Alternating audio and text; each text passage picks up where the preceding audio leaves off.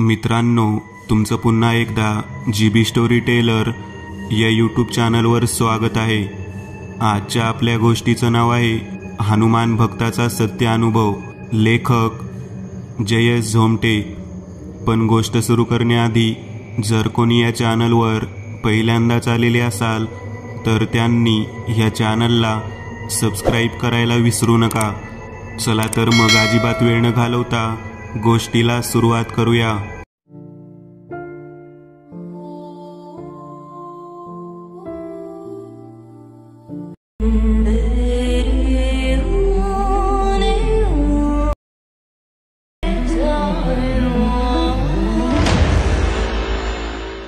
Hello मित्रांनो, आज हनुमान जयंती आहे।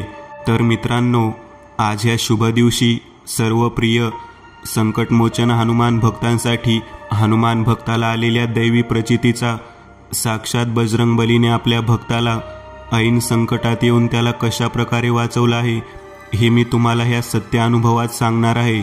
पण कथा सुरू होण्या अगोदर आपण फक्त 1 मिनिट आपल्या बजरंगबलीबद्दल थोडंसं जाणून घेऊयात का? तर या पाहूयात।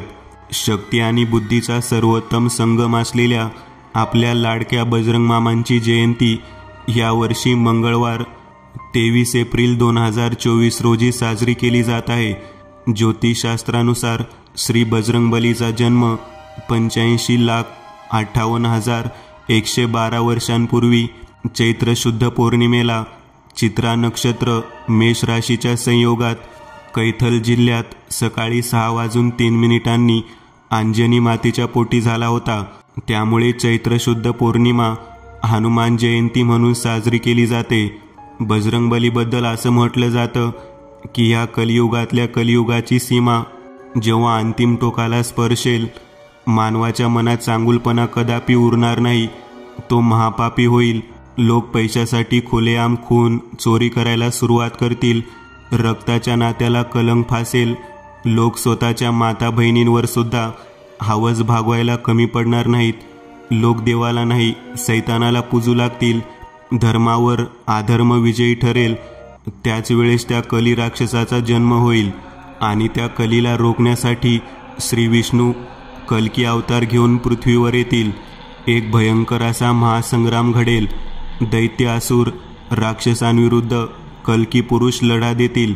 आणि एवढी सर्व माहिती सांगण्यामागचं कारण हेच की त्या कल्की पुरुषांमध्ये आपले बजरंग मामा संकटमोचन श्री हनुमान सुद्धा उपस्थित असणार आहेत।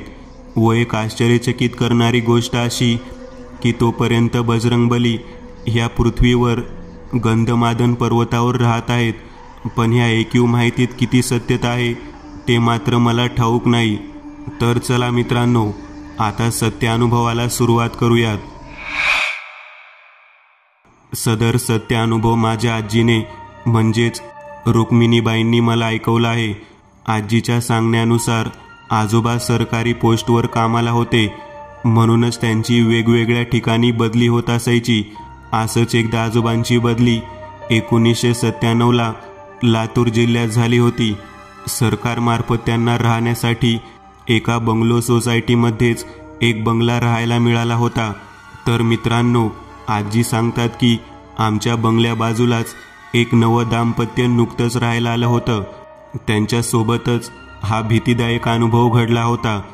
तर अनुभवानुसार घडला असं, सोमनाथ काशीराव इंगळे वय वर्ष 38, ते पेशाने दलाल होते।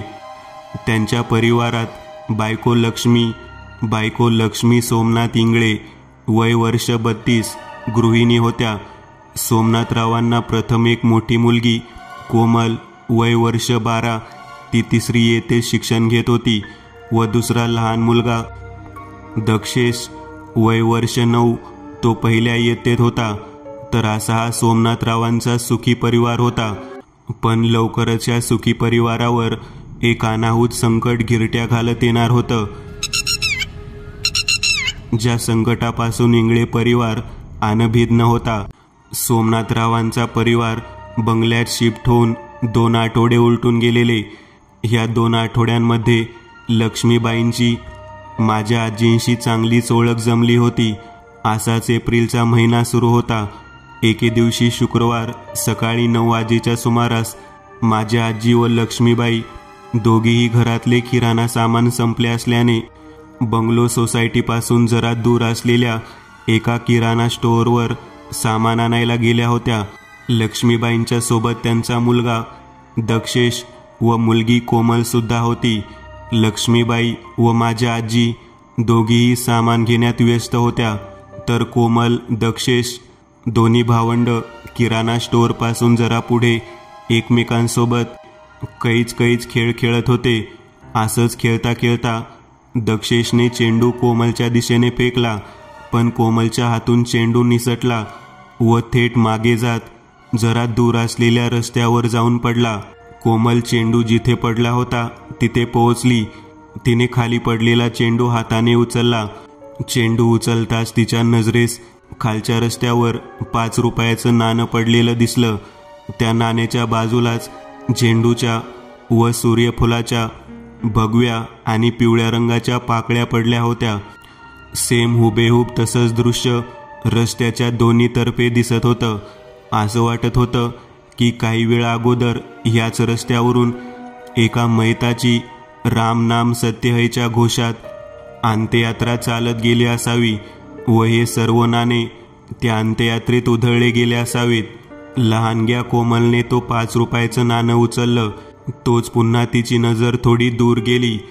तसे तिला दिसलं की पुढे रस्त्यावर अजून 2-3 नाणे पडले आहेत.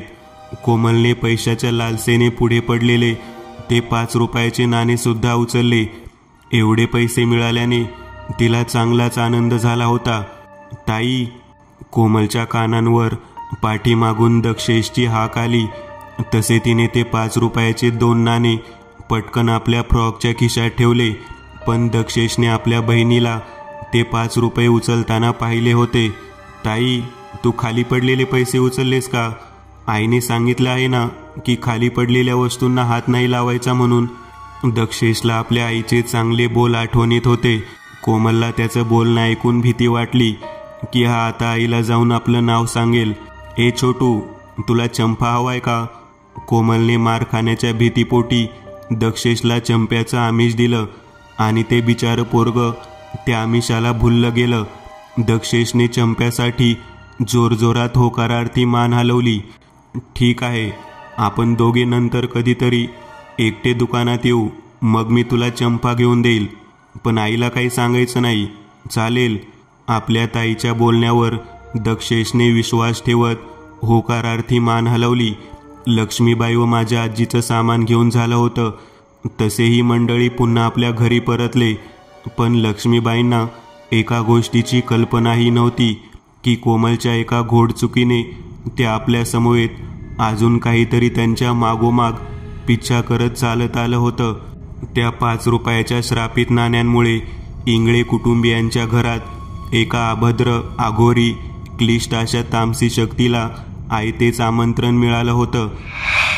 त्या घनिष्ठ, पापभीरू, अमानवीय शक्तीच्या अस्तित्वात इंगळे कुटुंबांचे पुढील दिवस कसे सुटकाचे, भीतीचे येणार होते ह्याची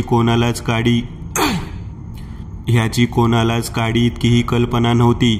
कोमलने ते 5 रुपयाचे नाणे बंगल्यात आणले व हॉलमधल्याच एका ड्रावरमध्ये ठेवून दिले व खेळायला निघून गेले. दोन्ही भावंड खेळण्याच्या नादात त्या नाण्यांबद्दल पार विसरून गेले होते. कोमलला तर हे सुद्धा ठाऊक राहिलं नव्हतं की आपण ते नाणे कोठे ठेवले आहेत. पाहता पाहता 2 दिवस उलटले. शेवटी कोमल त्या नाण्यांबद्दल पार विसरूनच गेली होती. अशातच त्या दुष्ट शक्तीने आपला पहिला डाव टाकला. तो कसा, या पाहूयात. अशीच एके दिवशीची संध्याकाळ झाली होती. वातावरणात थोडासा बदलाव जाणवत होता. असं म्हणतात पाशानी काळेकुट्ट ढगांच्या पुंजक्यांनी चंद्राचा प्रकाश अडवून धरला होता, ज्याने खाली चहूदिशेना वातावरणातल्या दृश्यावर अंधार पोतला गेला होता. घों घों करत अदृश्य वाऱ्याचे झोत चेटकिनीसारखे हसत खिदळत वातावरणात फिरत होते. काळ्या भोर ढगांचा एकमेकांना स्पर्श होताच एक भयंकर असा राक्षसी दैत्य चिरकावा तसा गडगडाटी आवाज होत होता. अचानक बदललेल्या ह्या वातावरणामुळे लाईट ऑफिसने पॉवर कट केली होती, ज्याने बंगलो सोसायटीचे सर्व बंगले अंधारात बुडाले होते. लक्ष्मीबाईंनी बंगल्यात अंधाराला दूर ठेवण्यासाठी मेणबत्त्या लावल्या होत्या, पण गर्द अंधाराची कमान, तो तांबूस आगीचा प्रकाश किती वेळ दूर रोखून ठेवणार होता. लक्ष्मीबाई मेणबत्त्या पेटवत होत्या आणि दक्षेश व त्याची लाडकी ताई कोमल अंधारात आंधळी कोशिंबीर खेळत होते. मेणबत्तीच्या तांबूस प्रकाशात मुलांच्या हालत्या अंधुकाकृत्या व त्यांचा हसण्या खिदळण्याचा, मध्येच एकमेकाचं नाव घेऊन धप्पा असा आवाज लक्ष्मीबाईंच्या कानांवर पडत होता. लक्ष्मीबाईंनी दिवे लागणीची वेळ झाली हे पाहता देवघरातल्या मारुतीरायाच्या तसबिरीसमोर तेलाचा दिवा लावला. 2 अगरबत्त्या दिव्यावर पेटवल्या. एक मारुतीच्या तसबिरीसमोर लावली तर दुसरी दरवाजाजवळ लावण्यासाठी जाऊ लागल्या. तेवढ्यात अचानक त्यांच्या मधोमध भूतासारखी कोमल येऊन ठेपली. कोमल, बस झाला आता तुमचं दोघांचं, काळोख पडला आहे ना, चला आता बंद करा पाहू हे खेळ, लक्ष्मीबाई बोलल्या. कोमलने फक्त होकारार्थी मान हलवली व निघून गेली. मेणबत्तीच्या तांबूस प्रकाशात लक्ष्मीबाई चालत बंगल्याच्या मेन दरवाजापाशी आल्या. तसे दरवाजात येताच उघड्या दरवाजाबाहेरून एक थंड हवेची मंद झुळूक वेगाने लक्ष्मीबाईंच्या अंगावर आदळली. त्या थंड हवेने त्यांचं मनगट ताट झालं. अंगावर एक हलकासा काटा येऊन गेला व अवतीभोवती थंडगार गारवा जाणवू लागला. काळ्याभोर ढगांमुळे बाहेर चौदिशेनं अंधार पसरलेला. मध्येच कावळ्यांचा ओरडण्याचा आवाज येत होता. रातकिड्यांची किरकिर तर वाजतच होती, तर कधी आकाशात वीज कडाडताच चंदेरी प्रकाशाने वातावरण लख्खपणे उजळून निघत होतं. अशीच एक वीज कडाडली आणि त्या विजेच्या प्रकाशात दरवाजात उभ्या लक्ष्मीबाईंना दरवाजाच्या जरा बाजूलाच दक्षेशच्या वयाचाच मुलगा दोन्ही पायात डोकं खुपसून बसलेला दिसला. लक्ष्मीबाईंनी त्या मुलाचं वर्णन माझ्या आजींना तंतोतंत सांगितलं होतं, तेच इथे वर्तवलं गेलं आहे. त्या मुलाचं वरचं अंग, खाली एक चॉकलेटी रंगाची चड्डी सोडली तर पूर्णतः उघडबंब होतं. त्याच्या अंगावरची कातडी निळीशार होती, जसं एक प्रेत आठवडाभर मोगऱ्याच्या शेवपेटीत बर्फाची थंड हिम वाफ खात पडून राहिलेला असताना, अगदी तसंच. दोन्ही राखाडी निळसर रंगाचे हात गुडघ्यांवर ठेवून आणि डोकं गुडघ्यांवर टेकवून तो दक्ष की आणखी कोणी तिथे बसला होता. डोकं खाली वाकवल्याने त्याच्या पाठीतून मणक्याची हाड थोडी वर आलेली स्पष्ट दिसत होती. जर त्या ध्यानाने कधी मान वर केली असती तर ती मणक्याच्या हाडांची माळ कडकड करत वाजली असती. लक्ष्मीबाईंना हे माहिती नव्हतं की समोर आपला दक्ष नाही, काहीतरी वेगळंच तिथे अंगाचं मुटकुळ करून बसलं आहे. दक्ष, इथे काळोखात काय करतोयस बाळ? चल, बस झालं पाहू आता तुमचा खेळ, चल घरात जा पाहू. तुझे बाबा येत असतील आता, आणि तुला माहिती आहे ना, त्यांना जास्त मस्ती केलेलं आवडत नाही, लक्ष्मीबाई म्हणाल्या. पण समोरचा तो आकार, तो मुलगा, त्याच्या शरीराची यथा किंचितशी हालचाल झाली नाही. एका खेळण्यातल्या बाहुल्यासारखं निर्जीवपणे ते गुपचूप डोकं मांडीत खुपसून बसलं होतं. लक्ष्मीबाईंना सांगून न ऐकल्याने आपल्या लेकाचा जरासा राग आला. दक्ष, कारट्या, असं म्हणतच त्यांनी आपला हात काळोखात बसलेल्या त्या आकृतीच्या दिशेने वाढवला की तेवढ्यात आई, लक्ष्मीबाईंच्या थेट मागून हॉलमधून दक्षचा आवाज आला. त्या आवाजाने लक्ष्मीबाईंना एक जबरदस्त धक्का बसला. छातीत चर्र झालं. वाढवलेला हात मध्येच जागेवरच थांबला होता. मान डाव्या बाजूला वळली होती. नजरेला कोमलच्या जवळ उभा दक्ष दिसत होता. आई, कोणाशी बोलतीयस तू? मी आणि ताई तर रूममध्ये बसलो होतो. त्याच क्षणाला लक्ष्मीबाईंच्या गळ्यात श्वास अडकला होता. मणक्यावरून कोणीतरी बर्फाचा थंडगार तुकडा अलगद फिरवला होता. अंगावर एक भीतीदायक विंचवाचा काटा डसला होता. जर दक्ष इथे आहे तर मग एवढ्या वेळेपासून आपण कोणाशी बोलत होतो? नक्की समोर कोण बसला आहे? लक्ष्मीबाईंनी हळूच वळून समोर पाहिलं. तोच लाईट आली. अचानक आलेल्या लाईटने डोळे 5 सेकंदासाठी दिपले गेले. मग जसा डोळ्यांना उजेडाचा सराव झाला, लक्ष्मीबाईंनी समोर पाहिलं. समोर पाहताच लक्ष्मीबाईंना एक आश्चर्यकारक धक्का बसला, कारण पुढची जागा पूर्णतः रिकामी होती. पण त्या रिकाम्या जागेवर पांढरी व काळीशार मिश्रित राख पडली होती. जसं मसनात चितेवर मै जळून गेल्यावर मैताची राख मागे उरते, तशी राख लक्ष्मीबाईंनी स्वतःच्या डोळ्यांनी इथे दक्षच्या वयाच्या एका मुलाची आकृती बसलेली पाहिली होती. मग आता इथे कोणीच कसं नाहीये? लक्ष्मीबाईंनी दक्षला विचारलं सुद्धा की तू इथे पायरीत बसला होतास का? पण त्यावर कोमलने दक्ष आपल्यासोबत खोलीत असल्याचं सांगितलं होतं. गाडीच्या हॉर्नच्या आवाजाने तो गंभीर, अकल्पित, अनाकलनीय क्षणात हवेत फुंकर मारावा तसा मिटला गेला. सोमनाथराव आले होते आणि ते येताच लक्ष्मीबाईंनी तो विषय तिथे सोडून दिला. पण मित्र हो, हे प्रकरण इतक्यावरच थांबलं नाही बरं का. कारण माझ्या आजींना लक्ष्मीबाईंकडून असे 3-4 चेष्टा झालेले भयक्लिष्टित प्रकार ऐकले होते व तेच आजींनी मला सांगितले आहेत. व शेवटच्या अंतिम थरार प्रसंगात इंगळे परिवारावर आलेल्या दैवी प्रचितीचा अनुभव सुद्धा तुम्हाला मी सांगणार आहे. पण त्या अगोदर भूताटकीची दुसरी चेष्टा ऐकूयात.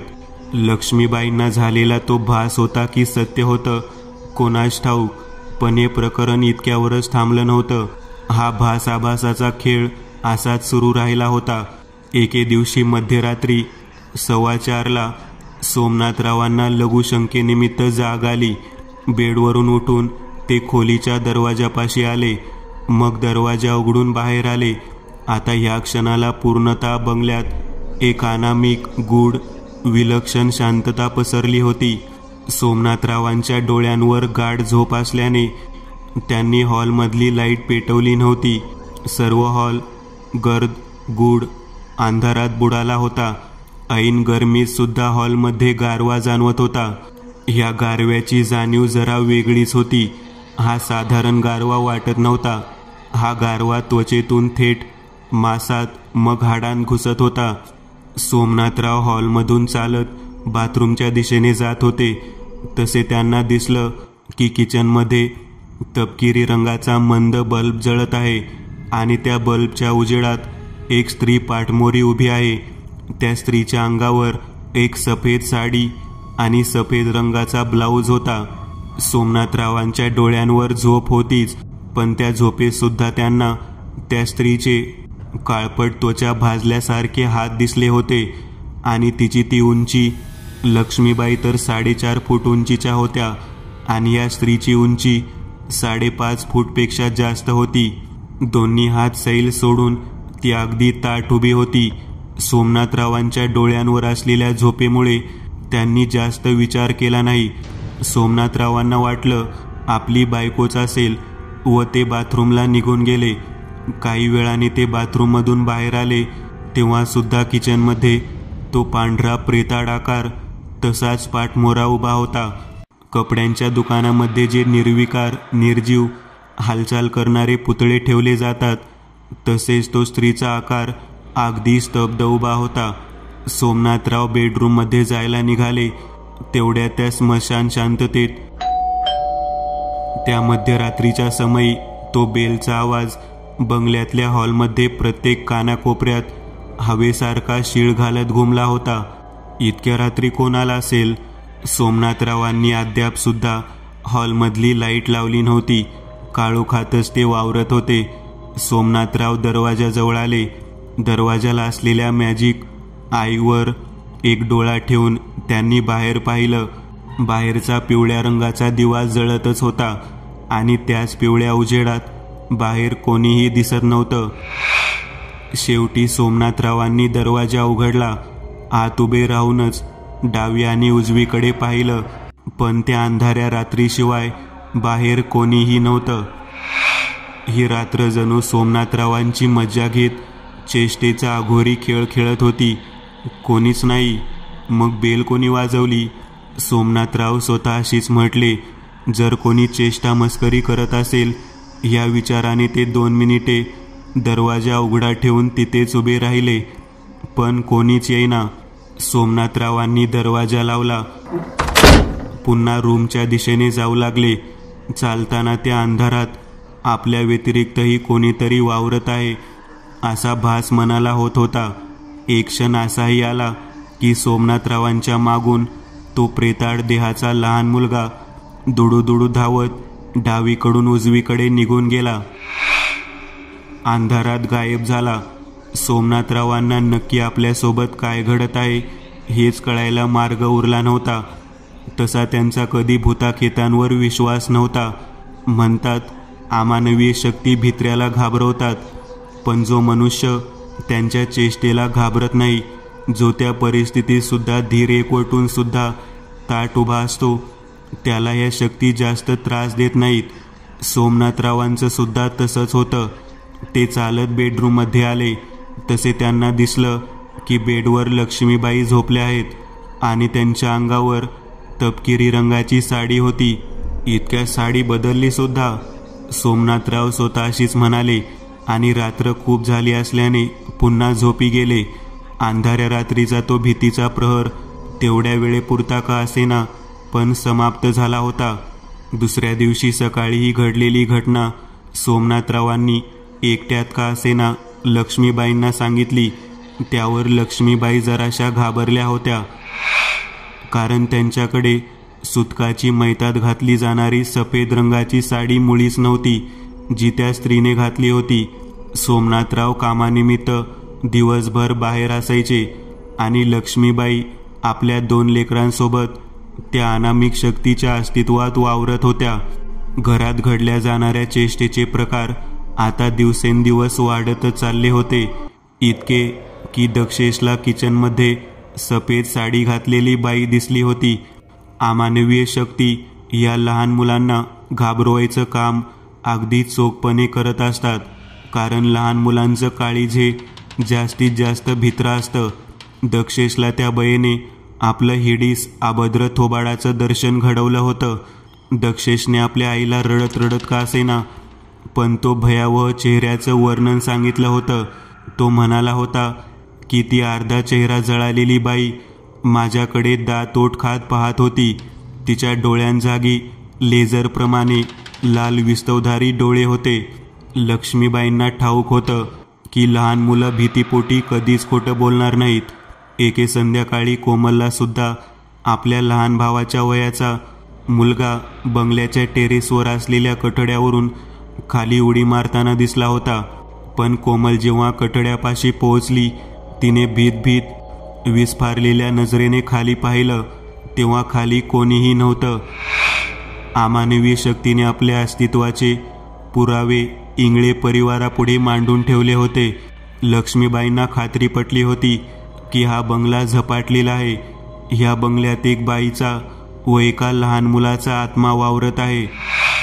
लक्ष्मीबाईंच्या आजूबाजूला माझी आजी सोडून जास्त कोणाशी ओळख नव्हती, म्हणूनच त्यांनी घडणारा हा प्रकार माझ्या आजींच्या कानांवर घातला.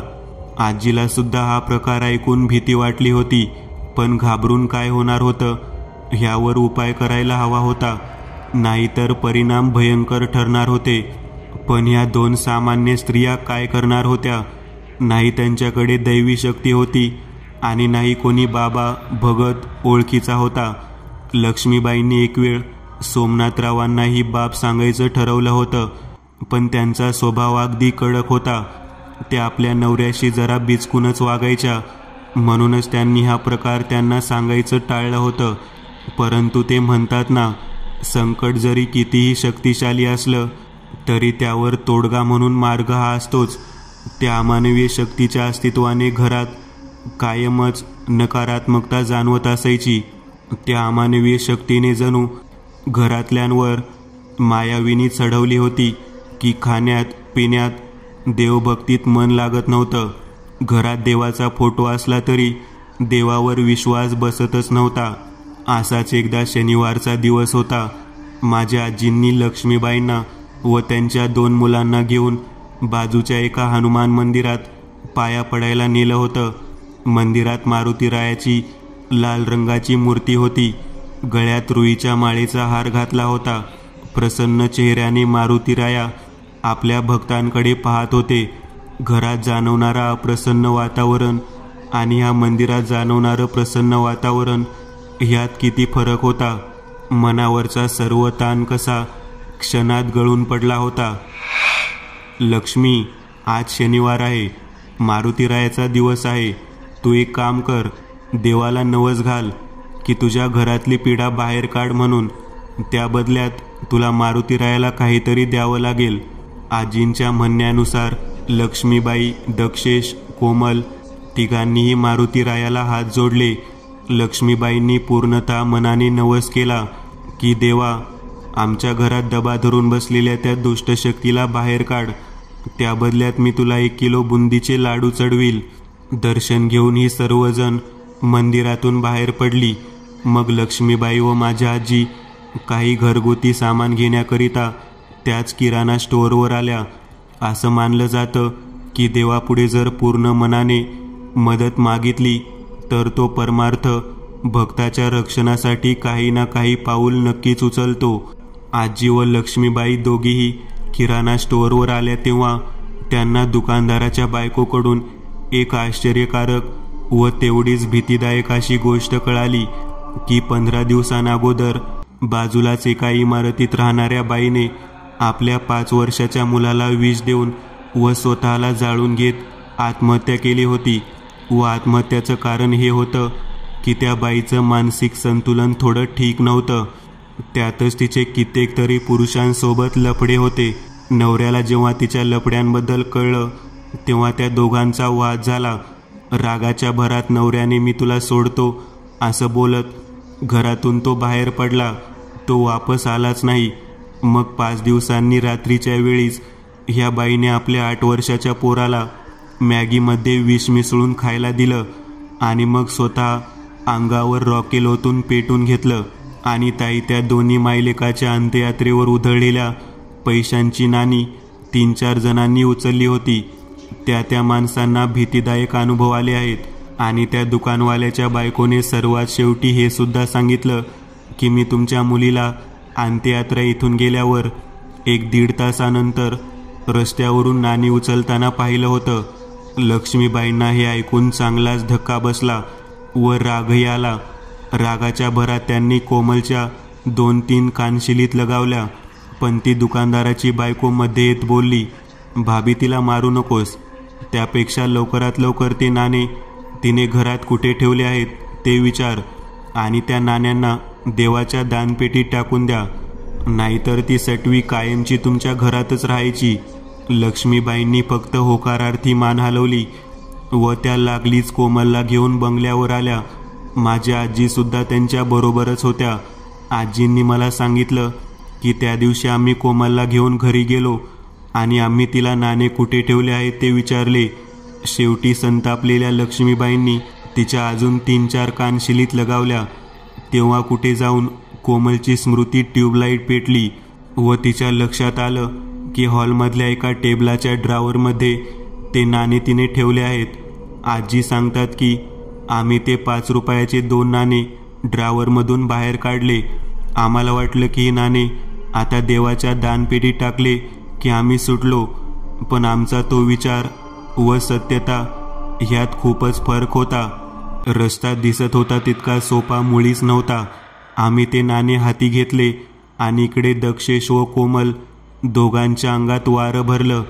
कारण साहजिकच होतं, इतके दिवस त्या अमानवी शक्तींनी ह्या घरात तळ ठोकला होता. त्या अशाच इथून सहजासहजी तर जाणारच नव्हत्या.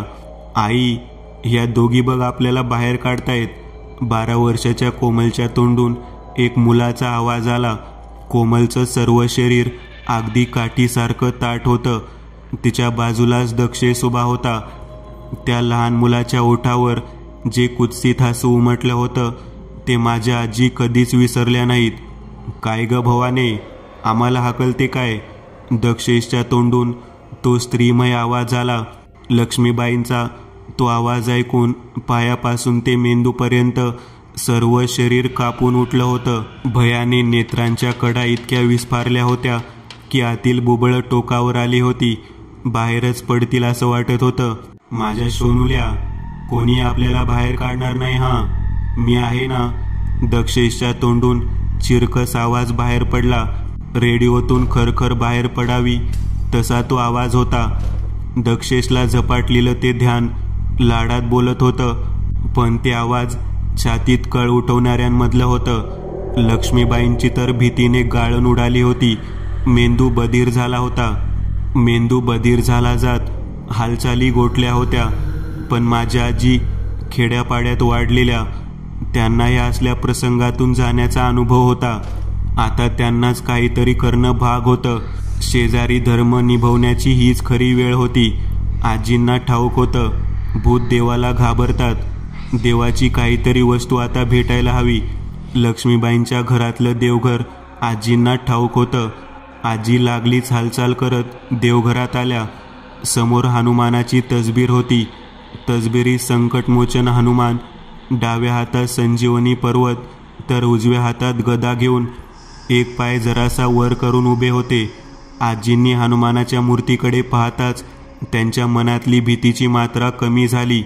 अंधाराला दूर भिरकवणारा सूर्य जसं एका नव्या उमेदीने उगवून येतो, तसंच आजींसोबत झालं. त्यांनी हनुमानाच्या मूर्तीला हात जोडले. दोन्ही हातांनी तसबीर उचलली. धावतच बाहेर आल्या. हॉलमध्ये येताच त्यांना दक्षेश जागेवर वेड्यासारखा ओरडत उड्या मारताना दिसला. तर मोठी कोमल दक्षेशकडे पाहत दोन्ही हातांच्या टाळ्या पिटत होती. लक्ष्मीबाईंच्या डोळ्यांसमोर दोन अमानवीय शक्तींचा नंगा नाच सुरू होता. त्यांच्या दोन्ही मुलांच्यात त्यांना मानवी गुण काही दिसत नव्हते. लक्ष्मी, हे घे. आजींनी असं म्हणतच लक्ष्मीबाईंच्या हाती हनुमानाची तसबीर सोपवली. तसं त्याच क्षणाला थकलेल्या, भीतीने आशा गमावून बसलेल्या लक्ष्मीबाईंच्या शरीरात एका अकलनीय ऊर्जेचा शिरकाव झाला. धमन्यांमध्ये, रक्तात, हाडमासात एक रसरशीत उष्ण शक्तिशाली दाहक ऊर्जा संचारली गेली. हाती एक ब्रह्मास्त्र टिकवलं गेलं. त्या हनुमानाच्या मूर्तीला पाहून आसुरी आनंद व्यक्त करत उड्या मारणाऱ्या त्या शक्ती क्षणार्धात चवताळल्या. त्यांचा क्रोध अनावर झाला. ते बैलासारखं गुरकू लागलं. हिंस्र श्वापदासारखं गुरगुरू लागलं. तो फोटो बाजूला फेक, फोटो बाजूला फेक, नाहीतर जीव घेईल मी तुमचा दोघींचा. ठेवतो फोटो. दक्षेशच्या तोंडून ती स्त्री बोलली, पण लक्ष्मीबाई थांबल्या नाहीत. त्यांनी त्या वाईट शक्तीच्या बोलण्याला पूर्णतः झिडकारलं. दोन्ही हातात हनुमानाची तसबीर पकडून त्या हळूहळू पुढे सरकू लागल्या. त्यांच्या पुढे पुढे पडणाऱ्या प्रत्येक पावलासरशी दक्षेश, कोमल दोघांचं शरीर विजेचा शॉक बसल्यासारखं थरथरू लागलं. हातापायांना तीव्र झटके बसू लागले. सर्व शरीर थरथरत होतं. हनुमानाच्या तसबिरीतून सोनेरी रंगाची प्रकाश किरणे बाहेर पडली. होय, हाच तो दैवी प्रचितीचा क्षण होता. त्या सोनेरी रंगाच्या किरणांनी दक्षेश, कोमल दोघांच्या शरीराला स्पर्श केला. तसं त्या दोन्ही मुलांच्या शरीरात शिरकाव केलेल्या शक्तींची आग झाली व दोन्ही मुलांच्या तोंडून एक किंकाळी बाहेर पडली. त्या दोन्ही शक्ती काही वेळासाठी का असेना, पण मुलांपासून दूर झाल्या होत्या. तसे दोन्ही मुलं भोवळ येऊन जमिनीवर पडली. लक्ष्मीबाईंनी पाणी आणून दोन्ही मुलांना शुद्धीवर आणलं व जास्त वेळ न घालवता त्यांनी ती अंत्ययात्रेतली नाणी सोबत घेऊन आजी व लक्ष्मीबाई, दक्षेश, कोमल सर्वजण त्याच हनुमानाच्या मंदिरात आले. लक्ष्मीबाईंनी ती 2 5 रुपयांची नाणी हनुमानाच्या दानपेटीत टाकली व पुन्हा घरी आले. दुसऱ्या दिवसापासून लक्ष्मीबाईंच्या बंगल्यात जाणवणारा अमानवीय शक्तींचा त्रास पूर्णपणे कमी झाला होता व अशा तऱ्हेने लक्ष्मीबाईंच्या घरावर एका अमानवीय संकटाला दैवी प्रचितीने आळा बसला होता. लक्ष्मीबाईंनी नवसानुसार 1 किलो बुंदीचे लाडू हनुमानाला चढवले होते. म्हणूनच कधीही रस्त्यात पडलेली कोणती अनोळखी वस्तू उचलू नयेत. काय माहिती श्रापित निघावी.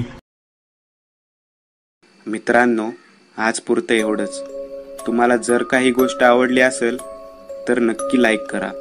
तुमच्यापैकी बरेचसे जण व्हिडिओ लाईक न करताच पळून जातात, पण हा जर व्हिडिओ तुम्ही लाईक केला तर मला जरा बरं वाटेल आणि असेच भारी भारी व्हिडिओ बनवायची माझ्यात एनर्जी येईल. त्यामुळे नक्की लाईक करा. आणि अजूनही कोणी या चॅनलला सबस्क्राईब केलेलं नसाल तर लगेच सबस्क्राईब करून टाका. आणि बाजूची घंटी ती मात्र दाबायला विसरू नका. देवाची घंटी आहे ती. चला तर मग पुन्हा भेटूया अशीच एक आगळी वेगळी गोष्ट घेऊन पुढच्या